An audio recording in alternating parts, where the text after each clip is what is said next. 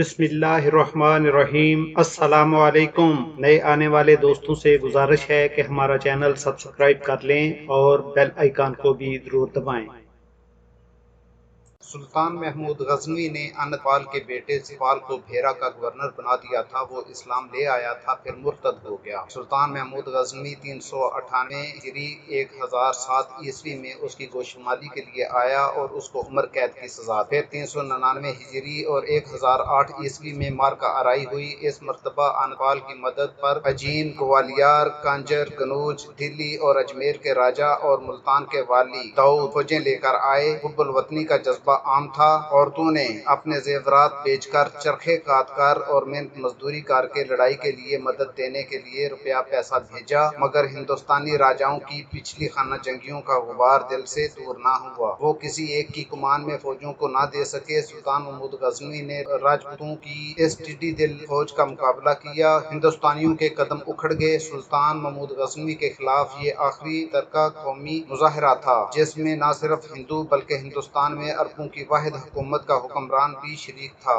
مگر ہندوستان کو شکست ہوئی۔ اس کے بعد رایان ہند یکے بعد دیگرے مغلوب ہوتے گئے اور بیش بہا خزانے خصوصاً مندروں کے جواہرات فاتح کے ہاتھ آتے گئے۔ اس حملہ میں سلطان محمود غزنوی نے نگر کوٹ کے قلعہ پر قبضہ کر لیا۔ اس کے بعد 401 ہجری 1010 عیسوی میں ابو الفتوح داؤد کا خاتمہ کرنے ملتان آیا اور اس کو گرفتار کر کے ساتھ لے گیا۔ اس کے بعد اس نے 404 ہجری 1013 عیسوی میں راجہ بھیم پال سے قلعہ نندوانا لیا۔ 405 ہجری 1014 عیسوی میں ہانیر پر قبضہ کیا۔ پھر 406 ہجری 1015 عیسوی میں کشمیر کی ناکام مہم پیش آئی۔ اس کے بعد 409 ہجری 1017 میں کنوج اور متھرا پر قبضہ کیا۔ پھر 412 ہجری اور 1020 عیسوی میں کشمیر پر دوبارہ حملہ آور ہوا۔ 413 ہجری 1021 میں وہ پورے پنجاب کو غزنی کا صوبہ بنانے کی نیت سے انتظامات کے ساتھ آیا اور پنجاب کا الحاق غزنی سے کر دیا۔ انندپال کے لڑکے ترلوکن پال کا انتقال ہو چکا تھا۔ راجہ بھیم اس کا جانشین تھا۔ وہ پنجاب چھوڑ کر رائے اجمیر کے پاس چلا گیا جہاں 1026 میں اس نے وفات پائی۔ سلطان محمود غزنوی نے لاہور کا پہلا حاکم اپنے غلام ایاز کو بنایا۔ اس کے بعد 414 ہجری 1022 میں گوالیار اور کانجر کو قبضہ میں لے لیا۔ پھر 417 ہجری 1026 میں ملتان کے قزاقوں کی سرکوبی کی اور 419 ہجری 1027 عیسوی میں جاٹوں کی چھیڑ چھاڑ کا بدلہ لینے کے لیے آیا اور کامیاب رہا۔ اس طرح سلطان محمود غزنوی کے براہ راست قبضہ میں پنجاب، سندھ اور ملتان کے صوبے آ گئے۔ کشمیر، کنوج، کانجر، گوالیار اور گجرات اس کے باج گزار بنے۔ مندروں پر حملہ آوری کا حقیقی سبب یہ تھا کہ مندر دولت و خزانہ تھے، زر و جواہر کا انبار تھا۔ سلطان محمود غزنوی نے ہندوستان کے ان حملوں میں بے شمار مندروں سے دولت حاصل کی۔ سومنات میں 200 من وزنی سونے کی زنجیر لٹکی تھی جس میں گھنٹیاں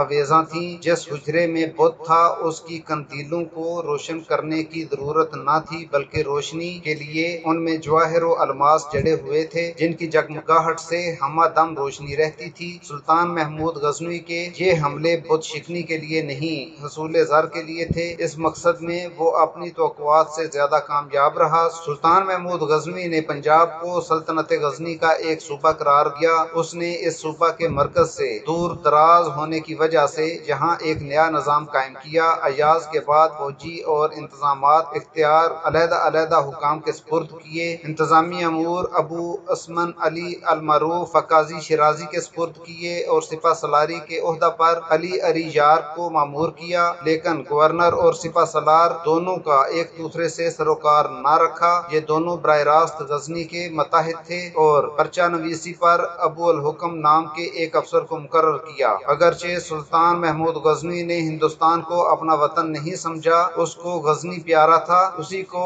اس نے آباد کیا، تاہم ہندوستان سے اس کا ایک رابطہ پیدا ہو چکا تھا۔ ہندوستان کے جنگی ہاتھیوں پر اس کو ایسا ناز تھا کہ وہ خلیفہ بغداد کو بھی دھمکی دینے سے باز نہ آیا تھا اور الفیل ما الفیل کا عبرت آموز جواب پایا۔ اس نے اپنی ساری عمر میں کبھی کسی ایک ہندو کو بھی جبر سے مسلمان نہیں بنوایا اور نہ امن کی حالت میں کسی ایک مندر کو توڑنے اور بت شکنی کرنے کا کوئی واقعہ پیش آیا۔ اس نے ہندوستانی مقبوضات کے لیے اپنا سکہ ہندی زبان میں جاری کیا اور اپنی فوج میں ہندوؤں کو معزز عہدوں پر بھی سرفراز کیا۔ ہندو راؤ اس کی فوج کا اعلیٰ افسر تھا۔ تغلق بھی رکن سلطنت تھا۔ جب سلطان محمود غزنوی کو بھائی کی لڑائی سے فراغت ملی تو وہ بلخ کی طرف متوجہ ہوا۔ اس کی توجہ یہ تھی کہ وہ خراسان میں امیر الامرائی کا منصب آل سمان کی طرف سے کہتا تھا۔ امیر منصور نے بگتوزوں کو تفویض کر دیا تھا۔ سلطان محمود غزنوی نے بخارا میں امیر منصور کے پاس ایلچی بھیجا اور اپنی رنجش کا اظہار کیا۔ امیر نے یہ جواب دیا کہ بلخ و ہرات ترمز کی امارت تم کو دی گئی اور بگتوزوں کو خراسان کی، وہ بھی ہماری دولت کا بندہ ہے، اس کو معزول کرنا مناسب نہیں۔ سلطان نے ابو الحسن حمودی کو بہت سے تبرکات اور تحائف دے کر بخارا بھیجا اور امیر منصور سے یہ پیغام کیا کہ مجھے ایسی توقع ہے کہ آپ کی اور میری دوستی کا سرچشمہ بے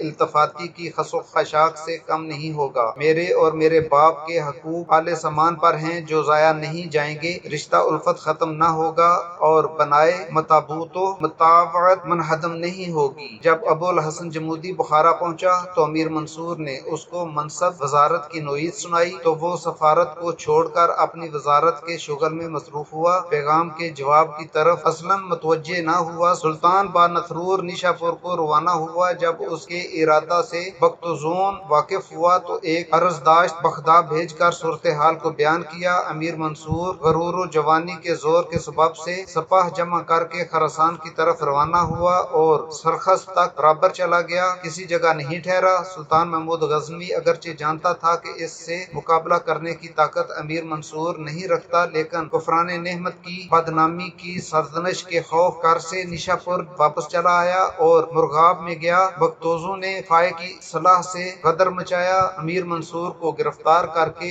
اندھا کیا اور عبد الملک کو تخت پر بٹھایا۔ سلطان محمود غزنوی سے ڈر کر مرو چلا گیا۔ سلطان نے اس کا تعاقب کیا۔ بگتوزو اور فائق دونوں نے مل کر سلطان کا مقابلہ کیا۔ سلطان محمود غزنوی کو فتح ہوئی، ان نمک حراموں کو شکست ہوئی۔ عبد الملک کو فائق لے کر بخارا پہنچا اور بگتوزو نے نیشاپور کی راہ لی اور کچھ دنوں بعد بخارا آیا اور پراگندہ لشکر جمع کرنے کی فکر میں ہوا۔ اسی اثناء میں فائق بیمار ہو کر مر گیا اور ملک خان کاشغر سے بخارا کی طرف متوجہ ہوا۔ عبد الملک اور اس کے تمام متعلقین کا کام تمام کیا۔ دولت آل سمان کو جو 128 سال تک فرمانروائی رہی، انتہا کو پہنچایا اور سلطان محمود غزنوی بلخ خراسان کی حکومت میں مصروف ہوا۔ چاروں طرف اس کی جوانمردی اور شجاعت کی دھوم مچ رہی تھی۔ خلیفہ بغداد القادر بلند عباسی نے خلعت گراں نمایاں ارسال کیا۔ امین الملہ یمین الدولہ کا خطاب اس کو دیا۔ سن 390 ہجری میں بلخ سے ہرات اور ہرات سے سیستان آیا۔ یہاں کے حاکم حنیف بن احمد کو مطیع کر کے غزنی آیا، پھر اسی زمانے میں ہندوستان کی طرف متوجہ ہوا۔ اس کے چند قلعے وا لیے اور غزنی چلا گیا۔ ماوراء النہر میں آل سمان کو علی خان نے ختم کیا